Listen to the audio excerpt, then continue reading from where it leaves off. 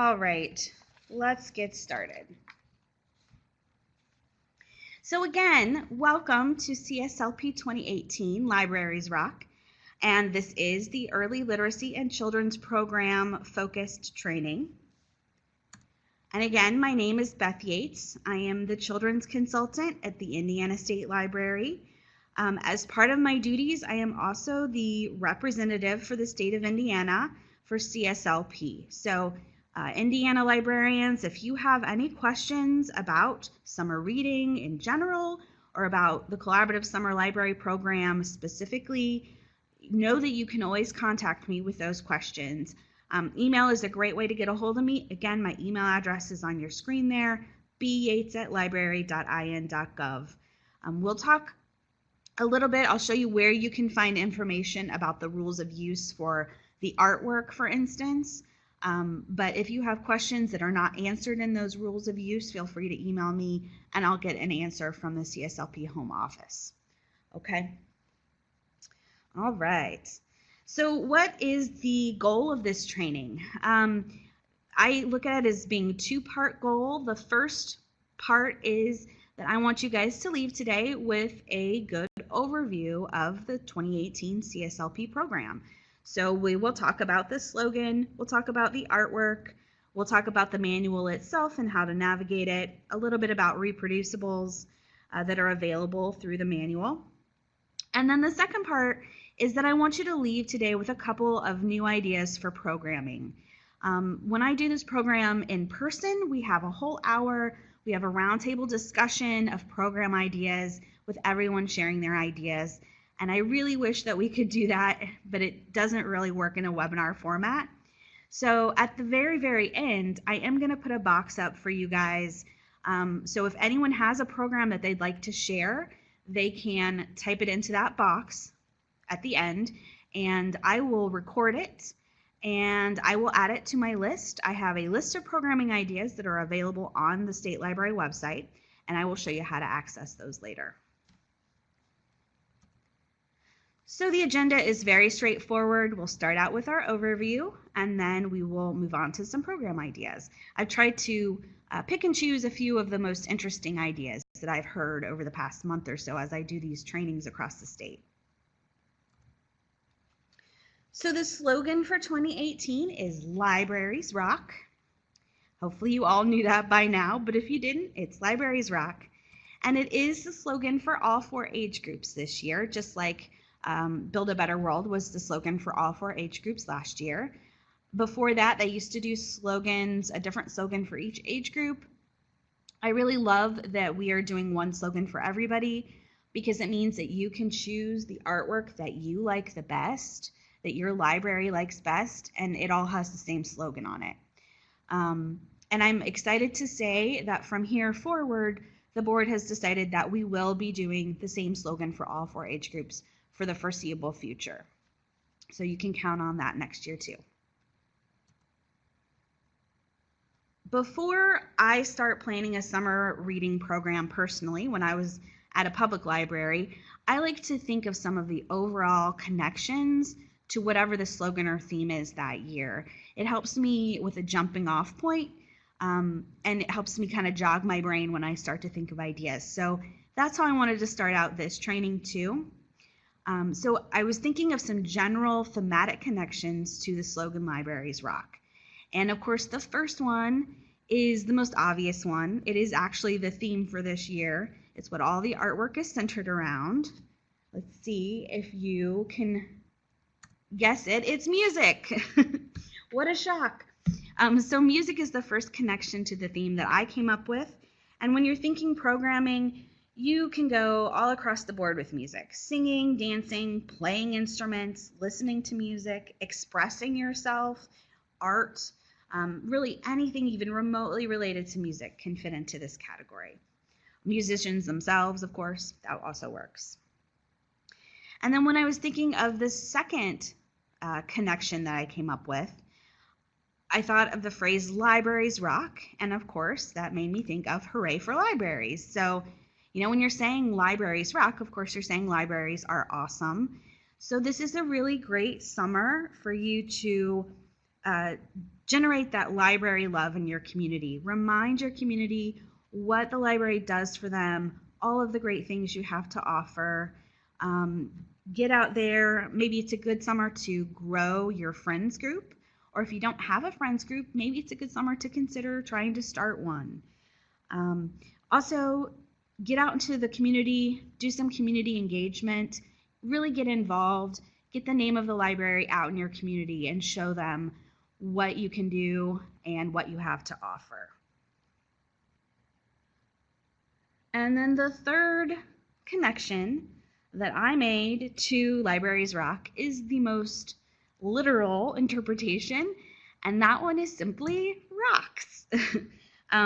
So this is science, geology, building things even, and just generally rock-related things could be connected to Libraries Rock.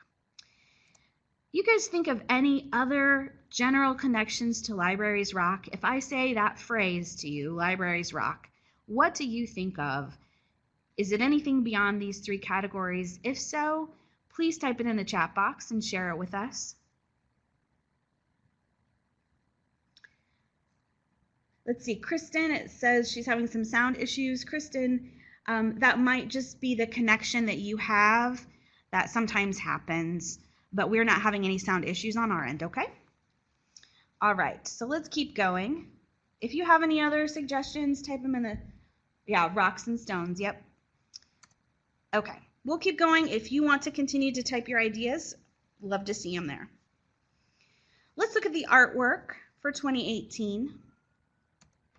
First of all, here is the early literacy poster. I think those little guys are really sweet. I love that the boy in the middle is playing a pot turned upside down as a drum. And then here is our children's poster. I think this one really invokes movement and musicality and it's very flowing. And both of these posters are done by Brian Pinkney. Excuse me. So Brian Pinkney has done quite a bit of art for books. He's done quite a few books that are music related too. Here are three of his: Max Found Two Sticks, Duke Ellington, and We Are One. And as they kind of progress to the right, you'll see they start to move more into the style that he's used for these posters, more of a flowing sort of style. And then the one that is most similar to the art that he's done is On the Ball. And you can really see the influence of this art in the poster. Very loose kind of watercolor washes almost. I love these waves that he's done. They really show movement, which is great because, of course, Libraries Rock, we're talking about music, we're talking about dancing, moving, all that. Here's some of the spot art or clip art for the early literacy program. Again, you have those sweet little babies. And then here's the children's artwork. A little similar, it's very similar, but the kids are a little older. They're all playing real instruments, but there's lots of great diversity and inclusiveness here, lots of movement, lots of energy, really.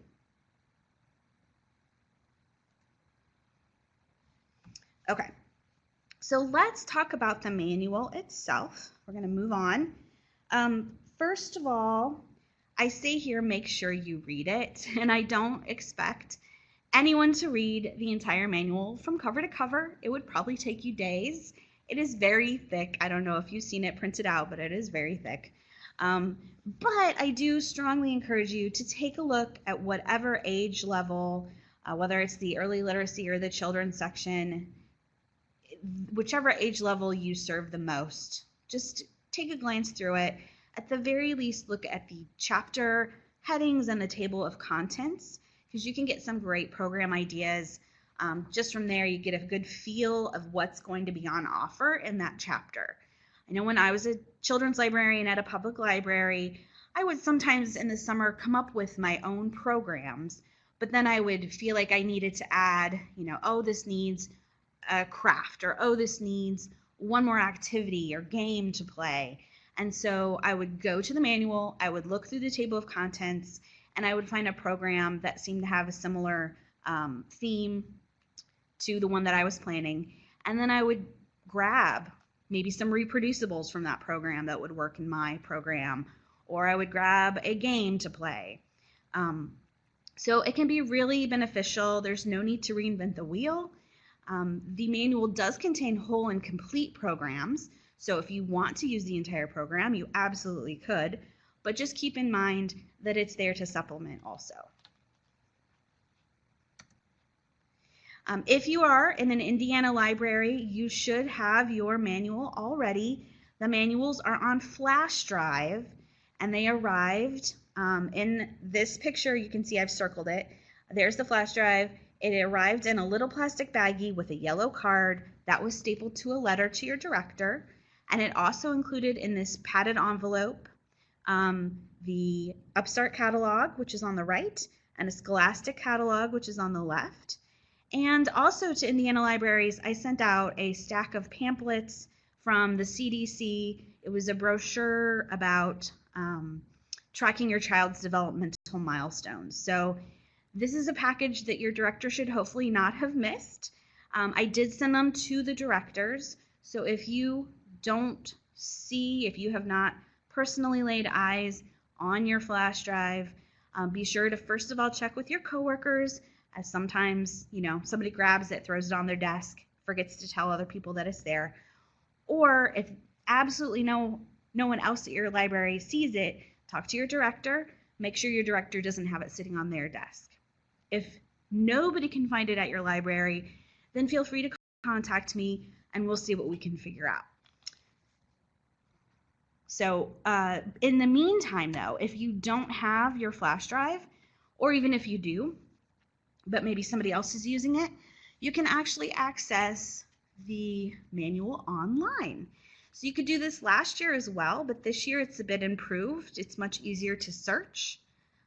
So here is the CSLP website. It's www.cslpreads.org. It's up there at the top. And first, you have to log in. So in the top right corner, where it says log in, I have already logged in there, but normally it would say login/register. So if you don't have an account yet, you'll register. It'll walk you through the process. They will need to verify at the home office that you are a library in a state that has paid, that is a member of CSLP. Once they verify, they'll send you your permission to log in. Once you get logged in order to access the manual, you're going to go to proprietary downloads there, kind of in the center. It's in that menu across the top. Here is a little bit closer, proprietary downloads. And the very first time you log in this year, you'll need to obtain an access code. This is a one-time thing. You click on obtain your 2018 online access code, and it walks you through the process, and you get your code. And then you can go to the 2018 online manual, enter your code, and you can sign in and see the manual. There are a few steps there, but it's really all just to, again, verify, because this is proprietary information just for Collaborative Summer Library Program members. And librarians in Indiana, don't worry, all libraries in Indiana are members because the state library pays for that for you. If you put does anybody have any questions about that? I see somebody typing. I'll keep one of my eyes over there. Can more than one person at a library have an access code? Yes, Anita, I verified this just earlier this week to make sure. And I was told by the CSLP home office that yes, more than one person in a library can have an access code. So I had thought also that only one person could have it, but no, it's more than one person. And more than one person can also have access to the CSLP website. So you can create your account, you can get logged in, and then you should be able to request an access code. If you have any trouble with that though, the CSLP office is very, very helpful, and their information is right on the website. There's just 2 people in the office, and they're both really, really nice and helpful. So they will be glad to help you get it figured out if anybody does have trouble. Okay, so let's look at the flash drive itself. So if I were to put my flash drive in my computer right now, this is the box that will pop up. We're not going to talk about everything just for time's sake, but I want to highlight that numbers 1 through 4 there from the top down are the Early Lit Children's, Teen, and Adult manuals. And then number 6 is all of the artwork. So this is different from last year. Last year, the art, I believe, was integrated in with each age level.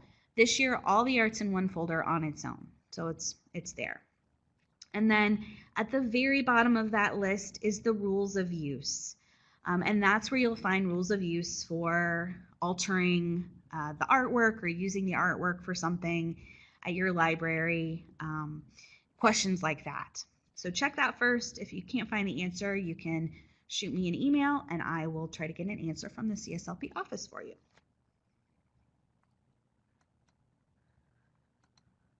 So if I was to go into, let's go back, that number 1 Early Lit, if I click that and open that folder, it takes me to this menu. You'll note the way they're named, EL_manual. That's Early Literacy _manual. Obviously, if we were in the children's, that would be a C. And that is where you will find the actual manual itself. So let's go into that.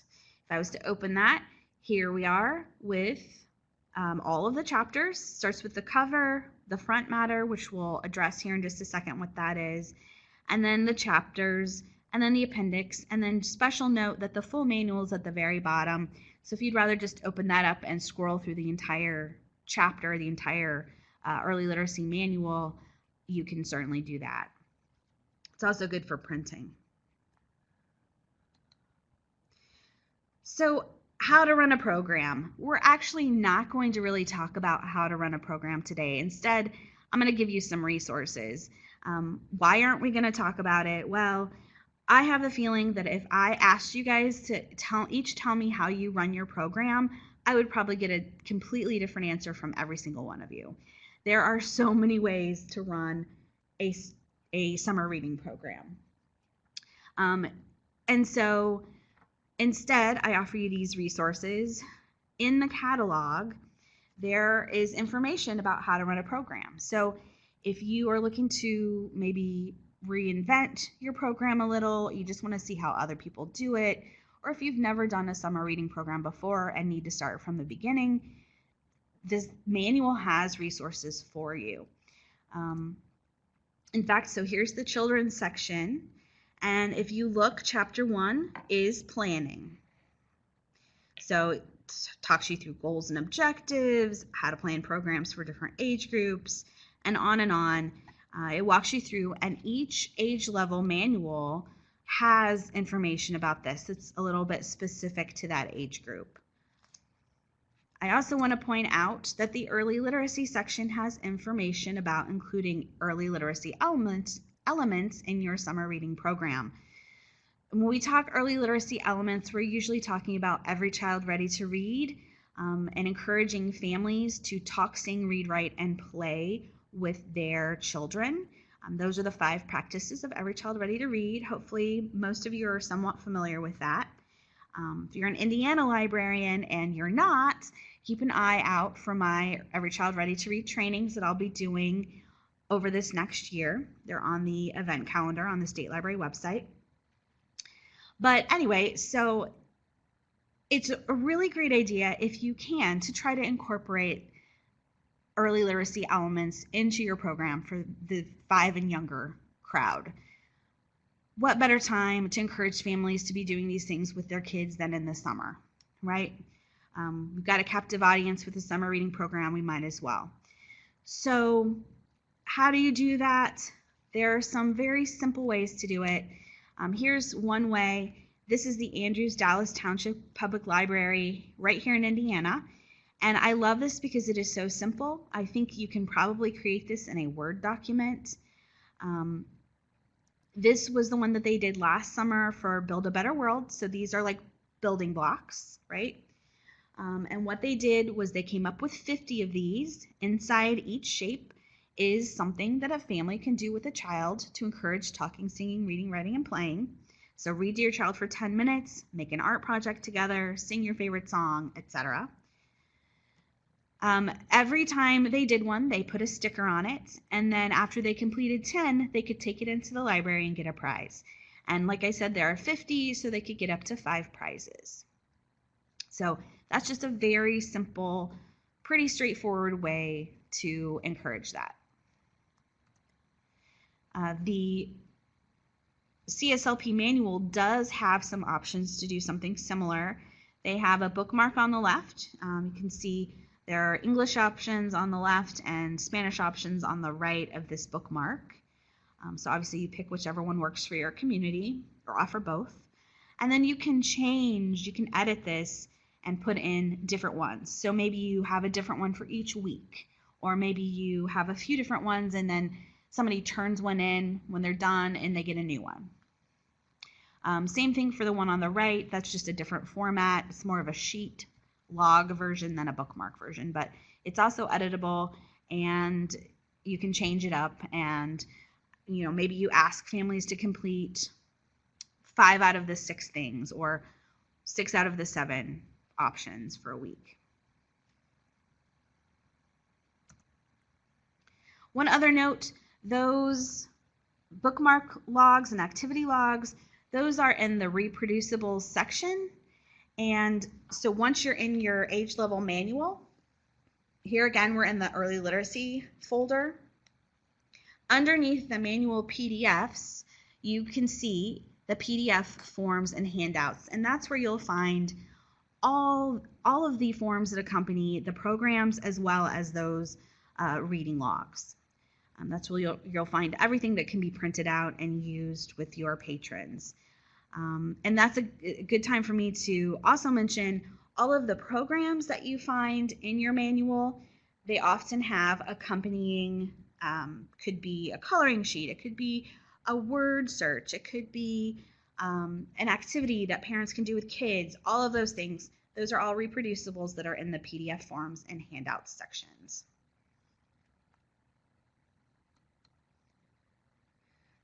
So let's talk really quickly about the chapter headings and what's in each age level's manual. We'll start with the early literacy chapter headings. And I don't know if you remember, but when I showed you the early literacy manual, the chapters were actually divided into infant, toddler, and preschooler. So because there's such a wide age discrepancy there in terms of development, an infant is very different developmentally than a preschooler. They have given you age-specific activities to do with those kids. So they divide it first into those 3 age groups. After it's divided into those 3 age groups, there are then different chapter headings. So the chapter headings are let's learn, let's listen, let's make some noise, let's move, and let's sing. And I'm not going to explain those because they're pretty straightforward. But then within each of those chapters, there's ideas for talking, singing, reading, writing, and playing that are related to whatever the chapter heading is. I know that sounds confusing. It's really not as confusing as I make it sound when you look at it. Here's an example. So in the toddler section, there is a Let's Make Some Noise chapter. And under Let's Make Some Noise, there are ideas for talking, singing, reading, writing, and playing that all make noise. So hopefully that makes sense. Definitely check it out if you serve that age group. The children's chapter headings are a little bit more straightforward, and the children's, teen, and adult all follow this model a little bit more closely. And that's that there's a chapter heading, and then there are ideas for programs within that chapter that are loosely related to whatever the chapter heading is. So the children's first chapter is instruments. So this chapter has lots of programs that are related in some way to instruments. For instance, there is a series of programs that it suggests that focuses on the different instrument families. So there's a percussion family program, a string family program, things like that. The next one is Sounds of Nature, and that one is also fairly straightforward and self-explanatory. It has programs with crafts like building a rattlesnake tail from paper cups and ziti noodles, all the way to making a bird collar. So, making animal noises. Science in Music. This one, again, fairly straightforward. This one has all to do with the science of sound, the science of music. And so there's quite a few different programs with different science experiments that you could do. Rock Around the World is a little more of a stretch. An example of one of the programs that they suggest in that chapter is an air guitar competition. And you might think, why would that be Rock Around the World? Well, there's actually an air guitar competition, an international one in Finland every year. Who knew? So you can talk about Finland, you can talk about this competition, and then you can actually have an air guitar competition, which would probably be pretty hilarious. The last one is Styles and Stars, and this one has a lot to do with musicians themselves. So for instance, there is an Elvis themed program, and there's actually a pin the hair on the Elvis game that you play during this program, which is pretty outstanding, I think. How fun would that be? So those are the 5 children's chapter headings. I did want to mention really quickly this partnership that CSLP has with Bedtime Math. If you're not familiar with Bedtime Math, it's a nonprofit organization, and its mission is to make math part of the family routine. So just like, we encourage families to read before bed, they're encouraging families to do a little math before bed. And they are not talking about times tables. They're just talking about simple things you can do, simple things you can talk about, just to make kids a little more comfortable with numbers, so it's a little bit more of an everyday thing and not this daunting task that you only do at school. So to that end, they've provided CSLP with these Summer of Numbers sheets. These are reproducibles that are in the forms and handouts section of the children's manual. And there's a few different ones. So you could maybe change it every week, put them out in your department, put them out at the end of story time, whatever works for you. And they're actually broken down into wee ones, little kids, and big kids. So for instance, the wee ones, it says, can you sing la la la? Sing the word la 6 times. So that's something you could very simply do. Let's sing la together, count it on our fingers, and then you're done. Read a story, go to bed.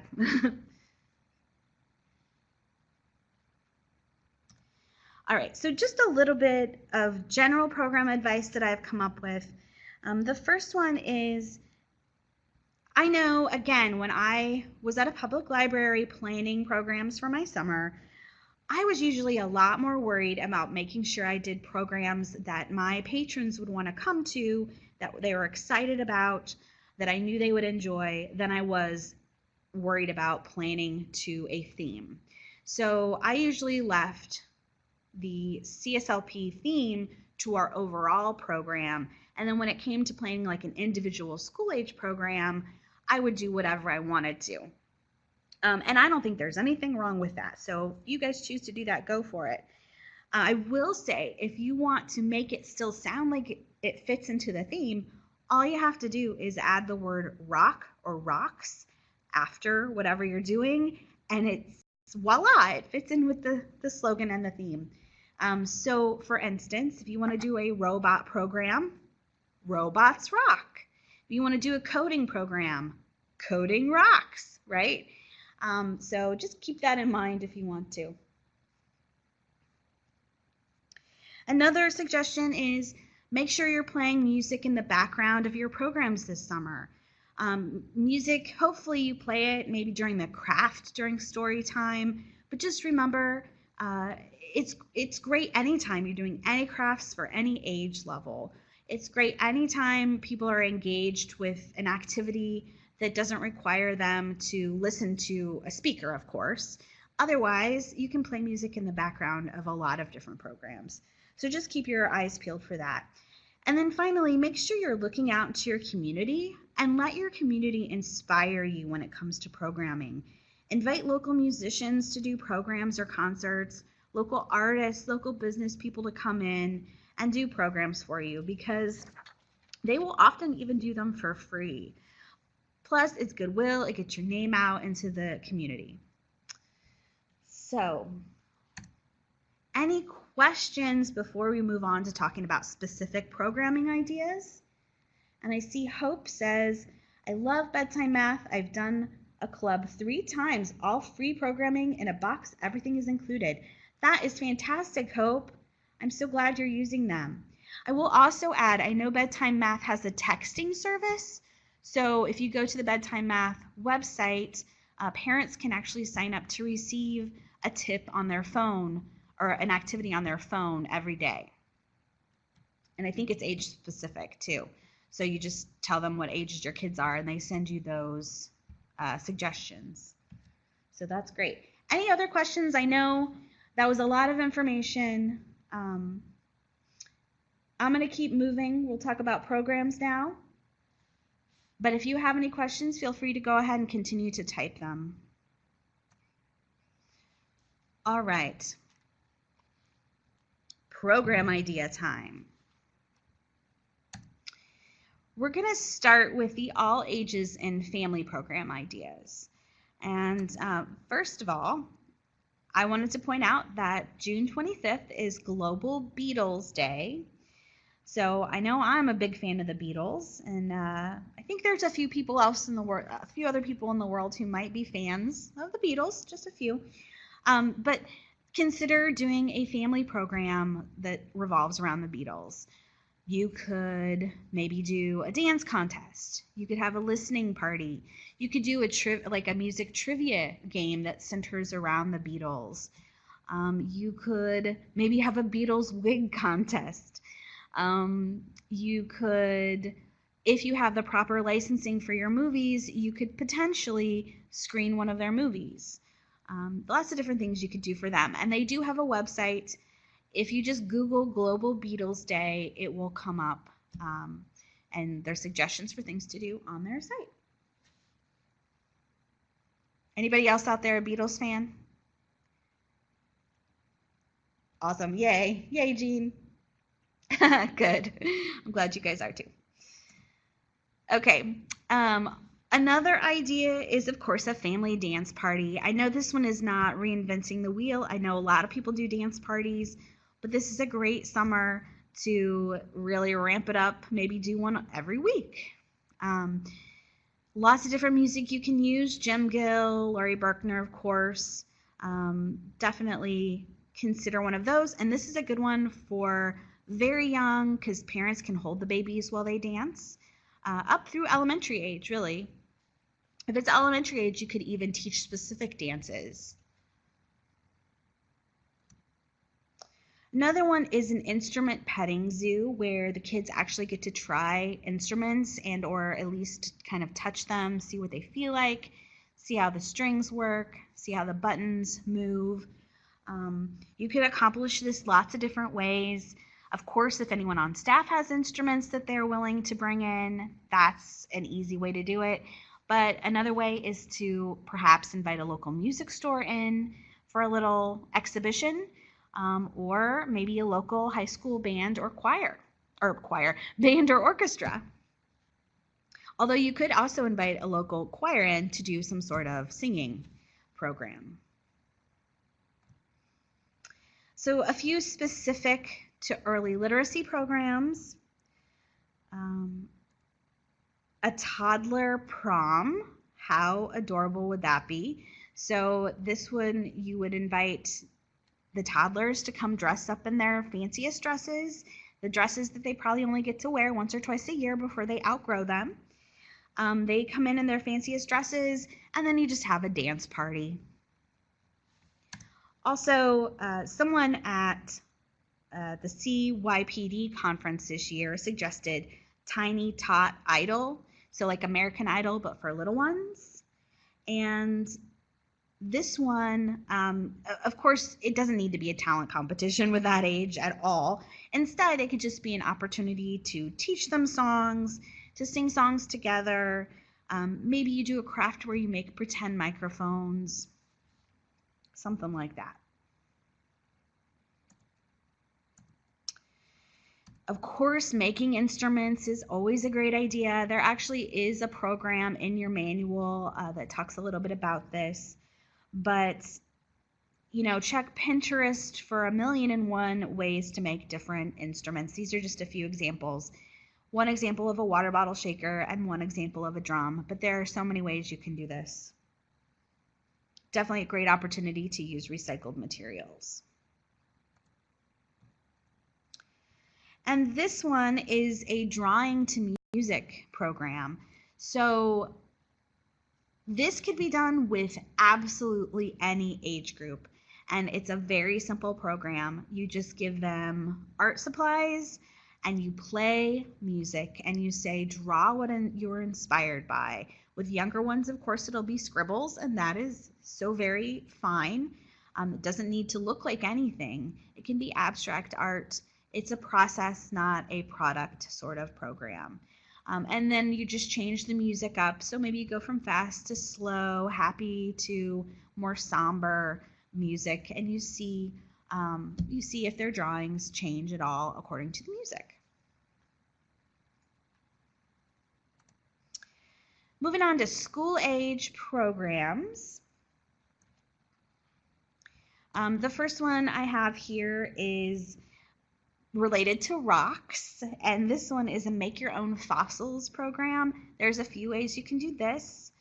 Here's a couple. The first one on the left is where you freeze toys in ice, and then you give the kids little rock hammers, little ones that they can't injure themselves with, but that they can use to kind of chip away at the ice. And the one on the right, they have actually taken clay or homemade dough. They've pushed the toy in there, and then the kids can kind of chip away at that. Another option is to use actual plaster, of course.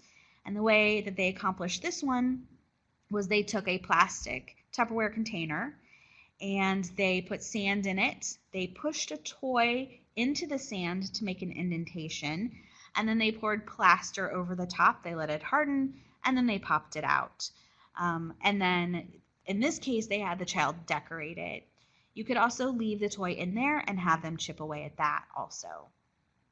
And there are lots and lots and lots of ideas for how to do this on Pinterest. So definitely check that out. Oh, Sarah says, we did an archaeological dig last year where they used plastic digging tools in the sand to find plastic dinosaurs. They each took one dinosaur home. That is also a wonderful idea. Thank you. That is a great one. That's perfect for the younger kids, and it's a nice sensory exercise too. They get to feel the sand on their hands. All right, another school age program is a Makey Banana Piano. So I know a lot of libraries are getting Makeys these days. They only cost about $50. And if you're not familiar, I will try to very briefly explain what it is. It's essentially, that little card electronic board that you see in the upper left corner there with all the wires coming out of it. That is all it is. It attaches via that orange card to your computer, and then you use it to control your computer. It can go up, down, left, right, space, and enter is the functions that it can control on your computer. And the Makey website has several different instruments that you can play. So you can see in this one part of a piano. Excuse me. So the whole idea with the Makey is that you're completing a circuit. So you ground one wire with one of your hands, and then you connect the other wires to things that conduct electricity.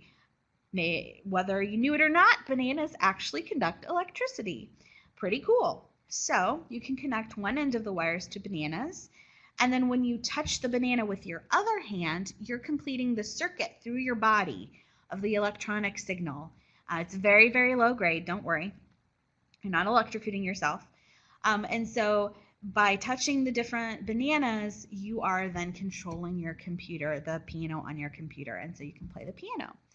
There's a drum as well. I think there's a guitar. There's a few different instruments you can do, and you can do more than bananas. Anything that conducts electricity works.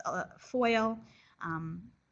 I've seen people do water. I've seen people do lots of different things. Again, lots of ideas on Pinterest and on the Makey Makey website for this.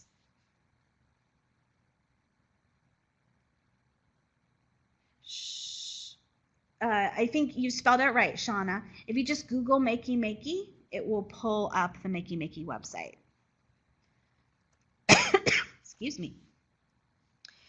My last school age idea is to invite your local high school marching band in to do a program for your school age kids. They can come in their uniforms, and maybe they take an extra couple uniforms that the kids can try on. They can bring their instruments and perform, and then maybe they let the kids test out the instruments or touch the instruments, or they tell them about them. They could cover the different instrument families that they use, things like that. I think this one, and like I said earlier, you could also invite the choir in because, you know, singing, you could run through some different vocal warm-up exercises, and then maybe they teach the kids a song.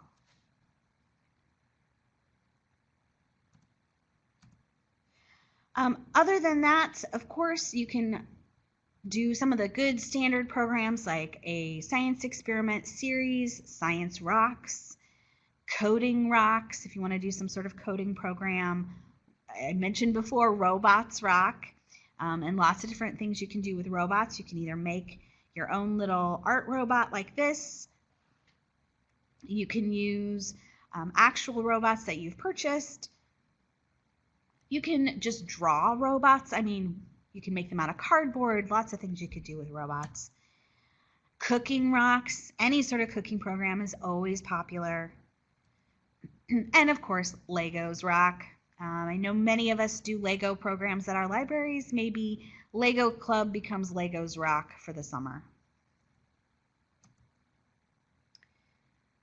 All right. Oh, Jamie says they invited the drum line to come into their library. They made their own drums, and then they learned a cadence and played with the drum line. That sounds so fun. That is a great idea. That is a great idea. Oh, rock candy. Yeah, make rock candy. Now, the only problem with that one is it takes some time, but you could start some beforehand, or you could send them home and they could, you know, let it grow after. Okay. So I have just mentioned, I've only just touched the tip of the iceberg with these program ideas. As I mentioned earlier, whenever I go to a training out in the field, I have been keeping notes on all the program ideas that have been shared. And I have been keeping these on a Word document, a PDF, and I have it on our website. So you can go to this document and you can browse through and see if anything sounds good to you. So here's how you get to that program idea sheet. You go to our website, which is www.in.gov/library. And here it is. It's up at the top here again, if you need to write it down. You can also just Google Indiana State Library. That also works. And over on the left-hand side is a menu. You'll select Services for Libraries because you guys work at libraries and this is a service for you. So you go to Services for Libraries. It pulls up this page that's in front of you right now. At the top of the page, there's a box and it says Professional Development on the left and Library Development on the right. I work in the Professional Development office. You can think of it as I do trainings and therefore that is professional development. So I'm in that column. And then if you look down, there's Resources for Librarians Serving Youth. And that is where you will find lots of information besides this, but definitely specific to this. Hold on one second. Technical issue there for 1 second. We're done. Okay, so Resources for Librarians Serving Youth, you select that. And it takes you to the Collaborative Summer Library Program. which is the second section down on that Resources for Librarians Serving Youth page. You'll see several different links there, including one to the CSLP website, one about our Teen Video Challenge, and then the very last link there is CSLP 2018 Program Ideas for All Ages. So when you click on that, it takes you to my PDF of this Word document. I'm sorry it cuts off, but I did a screenshot and this is all that fit. But you get the idea. This is what it looks like at the top. There's some basic information about it. And then it starts out with additional resources for planning. See it linked to the CSLP website, and various other helpful links are listed there. As you scroll down, you'll come to the program ideas. There are all ages program ideas, preschool/early literacy, children's, teen, and adult ideas, all on this sheet. They are divided by age group, but they are not otherwise put into any sort of order, because I just kind of add to the bottom as I get more ideas given to me. So apologies for that, but really it's meant to be a browsing thing anyway. It's meant for you to just kind of look down the list and see if something stands out to you as something you might like to try. Where possible, I add additional links to give you more information. You can search if you have a specific thing that you're looking for. You can search with a keyword by hitting Control F on your keyboard, and a little search box pops up at the bottom, and you type in your keyword and it will highlight all of those words throughout the document. So definitely check it out. See if there's anything in there that looks good to you, and hopefully that helps you with your planning this year. One other resource, the State Library, I do maintain a CSLP 2018 Libraries Rock Pinterest board. This is on the Indiana State Library's Pinterest page, and I do provide a link directly to it in this additional resources for CSLP planning list of resources. So if you search for it and can't find it, just go to that document and there's a link directly to it there as well.